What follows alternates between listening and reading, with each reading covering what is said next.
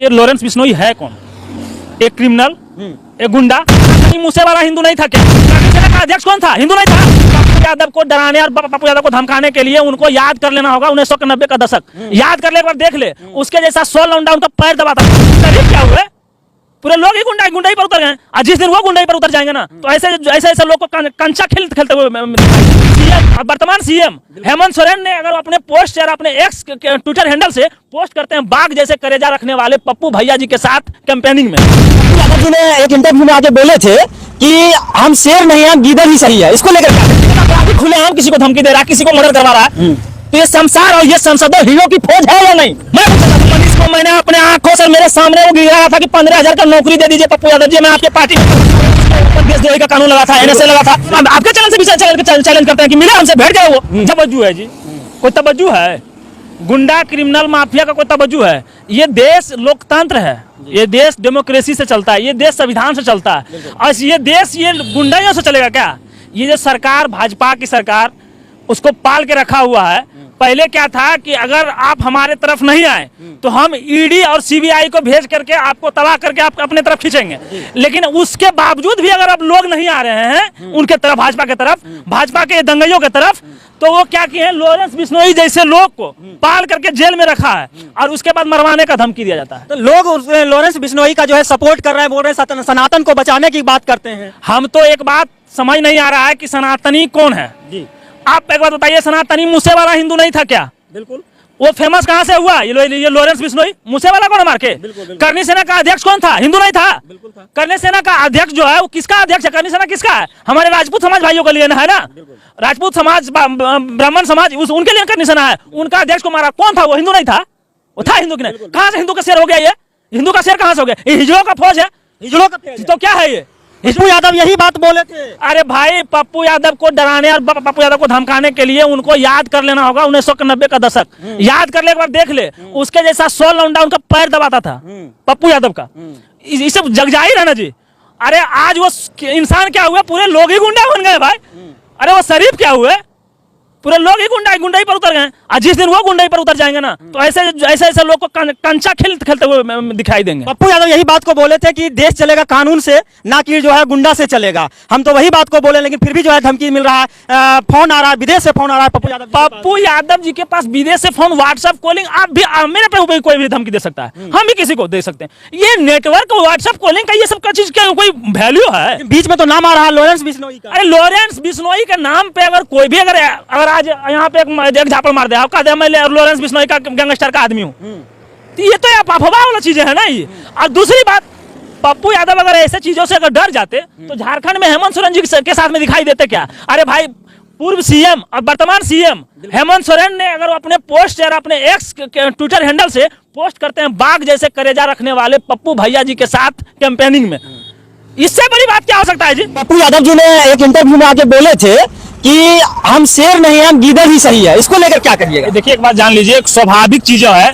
कि अपने से बड़प्पन खुद का नहीं किया जाता है। ठीक है, अगर लोग बड़प्पन कर रहा है तो बड़ा हुए, लोग अगर शेर कर रहा है तब शेर हुए। अपने से कोई शेर कहता है, वो तो अपने से शेर नहीं कहेंगे ना। लेकिन ये दुनिया जग जाहिर है, दुनिया जानती है कि वो शेर थे या नहीं थे। पप्पू यादव जी हमेशा इंसानियत के राह पे चले हैं, इंसानियत के धारा पर चले हैं। अब पप्पू यादव जी ऐसे लौंडे से डरने वाले में लोग नहीं है। अगर डर जाते तो घर में बैठ जाते, घुस के बैठे हुए रहते। लेकिन पप्पू यादव जी झारखंड में दहाड़ रहे हैं, पप्पू यादव जी जनता के बीच में दहाड़ रहे हैं, लगातार वो जा रहे हैं जनता के बीच में। आज कल भी आप एक्स पर देख लीजिए, वो ट्वीट किए हैं कि मैं किसी से डरने वाला व्यक्ति नहीं हूँ, मैं अपने बातों पर अटल हूँ। आज भी मैं समाज और लोगों के बीच में हूँ, कल भी मैं लोगों के बीच में। पप्पू यादव जी एक बात और बोले थे कि हमको मरने से डर नहीं लगता है, हम अपने कर्म पर हैं, लॉरेंस बिश्नोई अपने कर्म पर है, बाकी जो फैसला होगा ऊपर वाला करेंगे। बिल्कुल सत्यता बात है कि पप्पू यादव जी अगर मरने से डरते तो जब पटना में जल जमा हुआ था तो इतना भरे छाती पर पानी में नहीं जाकर पारोटी और बिस्किट बांटते, उनका पूरा बॉडी में इन्फेक्शन हो गया था। साथ में मैं भी था, मुझे भी हुआ था, मुझे भी उन्होंने इलाज करवाया, वो अपने खुद इलाज करवाया। वहाँ पे नहीं डरे। कोरोना में सारे लोग घर में घुस रहे थे, सारे नेता लोग घर में घुस गए थे, लेकिन पप्पू यादव एकमात्र ऐसे नेता थे जो कि पूरे कोरोना मरीज को अपने गले से लगा रहे थे, उसके परिजनों को गले से लगा रहे थे, उस टाइम भी नहीं डरे मरने से। बाढ़ में जब बाढ़ आती है तो नाव पर भरे छाती में लेकर के पूरा डूबा पानी में लोगों को बचाते हैं, देखे होंगे आप। पूरे देश में यानी इकलौता नेता पप्पू यादव एक ऐसे हैं जो कि लोगों की मदद करते हैं, लोगों की सेवा करते हैं और लगातार जो है वो लोगों के बीच में रहते हैं, लोगों के बीच में दुख दर्द को बांटते हैं। सुख में हर नेता पहुंचते हैं, हर रैलियां पहुंचती है, हर सभाएं पहुंचती हैं, लेकिन नेता वो है जो कि दुख में जनता को लोग पहुंचे, जो दुख में जनता को उसकी सहानुभूति के लिए उनके घर जाए। नेता वो है क्या जो ऐसी में सो के मजे ले। यानी आज बाबा सिद्दीकी का मर्डर हुआ तो आज हिंदू मुसलमान हो रहा है, उससे पहले करनी सेना का अध्यक्ष हुआ था, उस समय ये लोग कहाँ गए थे? बिल्कुल उस समय ये लोग कहाँ गए थे?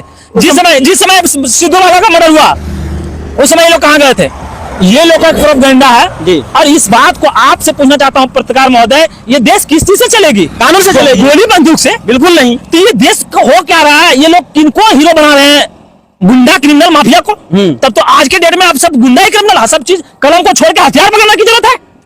इस समाज में क्या हो रहा है? यही हो रहा है ना ये देश में। बिल्कुल। आप कलम छोड़ के हथियार पकड़ ले तो वो प्राइम मिनिस्टर बन जाएगा, वो अंडरवर्ल्ड डॉन जो रहेगा वो हिंदुस्तान का चीफ मिनिस्टर बन जाएगा।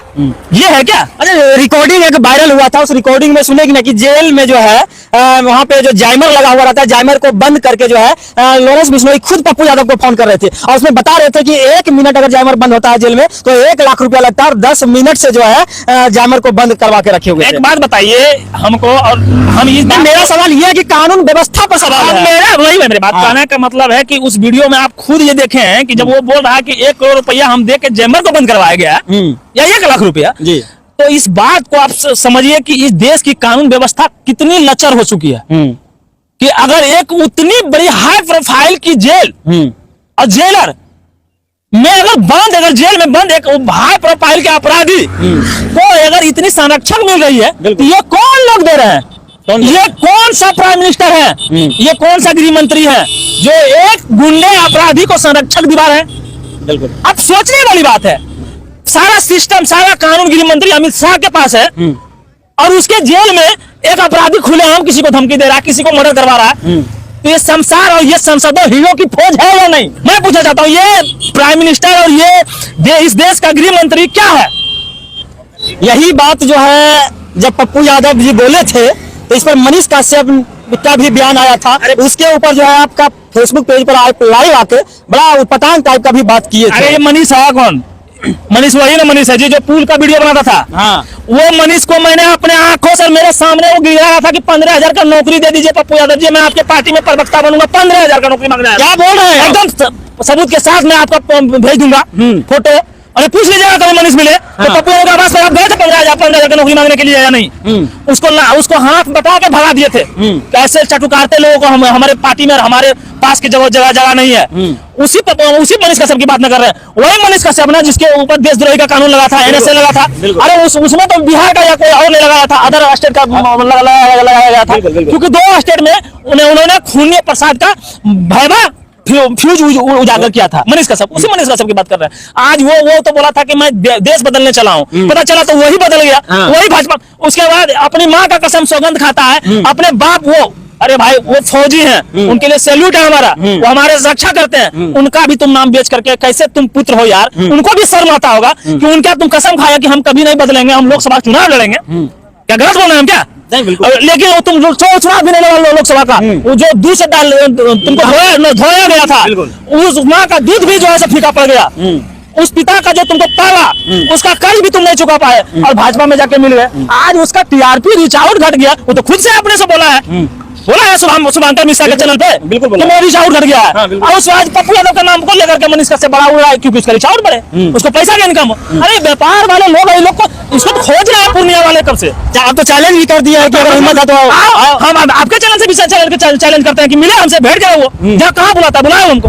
बड़ा मनीष कश्यप बोलते रहते हैं। मनीष कश्यप का आपके सब पत्रकार उसको ये मनीष कश्यप है क्या जी? सवाल किया था कि आप पत्रकार हैं कि आप नेता है? अभी भी आपका चैनल पर आपका पेज पर लिखा हुआ है जर्नलिस्ट। हाँ बिल्कुल।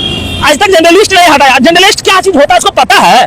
पत्रिका का डिग्री है उसके पास? वो तो बोलता है कि हम एक सिविल इंजीनियर हैं। सिविल इंजीनियर है, एक यूट्यूबर हो और लिखो जर्नलिस्ट। जर्नलिस्ट का हिंदी क्या होता है? पत्रकार, पत्रिका है, सर्टिफिकेट उसके पास।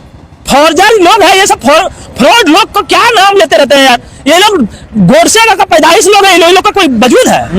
अंतिम एक सवाल होगा कि क्या लगता है कि पप्पू यादव डरे या नहीं डरे लॉरेंस बिश्नोई से? पप्पू यादव ना कभी डरे थे, ना डरे हैं, ना डरेंगे। तो इस बात को आप जान लीजिए, क्योंकि अगर पप्पू यादव डरे होते तो घर में चुप जाकर बैठ जाते।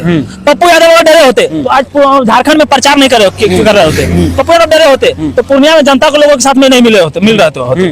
पप्पू यादव डरने वाला व्यक्ति कहां से? कोई सवाल नहीं। पप्पू यादव के साथ में इतनी घटना, इतनी रचना रची जाती है, रची गई चुनाव में, देखे डरे वो कभी? निर्दलीय चुनाव लड़े और एकलौता ऐसे पूरे भारत में सांसद है जो कि 4 बार इंडिपेंडेंट सांसद रहे हैं। बिल्कुल, चौथा बार इंडिपेंडेंट सांसद रहे। आप बोल रहे हैं कि पप्पू यादव ने डरे हैं न डरेंगे कभी, तो फिर जो है वो सुरक्षा बढ़ाने की बात क्यों कर रहे हैं? एक बात बताइए कि सुरक्षा की मांग आखिर वो जब किए हैं, एक सांसद के तौर पे क्यों नहीं किया जाए? बिल्कुल करना चाहिए।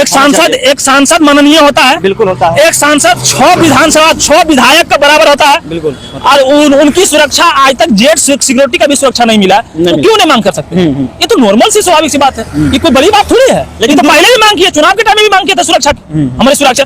आज लॉरेंस बिश्नोई वाली बात थोड़ी है, आप लोग ट्विटर हैंडल देख लीजिए ना। बिल्कुल, सुरक्षा जिसमें हटाया था चुनाव के टाइम में, लोकसभा चुनाव के टाइम में, उस समय भी तो मांग किए थे। तो जैसे मतलब वो पहले भी सुरक्षा मांगे थे, इस बार भी सुरक्षा मांगे हैं, इसके बाद दोबारा भी चिट्ठी वो लिखे हैं। देख लीजिए उनका, अमित शाह को, कि भाई अगर आप सुरक्षा नहीं दिए तो जो भी सुरक्षा आप दिए हुए हैं वो भी ले लीजिए आप। बिल्कुल, वो भी ले लीजिए, हमें कोई जरूरत नहीं है। हमारे लिए सुरक्षा जनता कर रही है। अगर ऐसे बिहार एक ऐसा राज्य है ना भाई साहब कि एक बिहारी 100 पे भारी, वही पप्पू यादव है। वही पप्पू यादव है। और दूसरी चीज, वैसे लॉरेंस बिश्नोई यहाँ हर एक गांव का लौंडा में रहता है। लॉरेंस बिश्नोई हर एक गांव का लौंडा जो है ना, लॉरेंस बिश्नोई से कम नहीं है अपने आप में, बिहारियों में। इस चीज को आप जान लीजिए और कहिए लॉरेंस बिश्नोई को आने के लिए, रगड़ के धर दिया जाएगा बिहार की धरती पर। चलिए।